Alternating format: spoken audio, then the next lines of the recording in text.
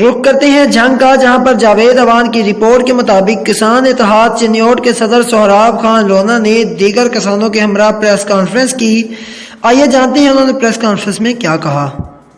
وزیر اعظم پاکستان جناب عمران خان صاحب اور وزیر اعلیٰ پنجاب جناب عثمان بزدار صاحب کے بے حد مشکور ہیں کہ جنہوں نے حکومت پنجاب کی کسان دوست پالیسی کے مطابق رمضان شوگر مل میں رکی ہوئی پیمنٹ جو کہ تقریباً 70 کروڑ تھی، کسانوں کو مکمل ادائیگی کروا دی ہے۔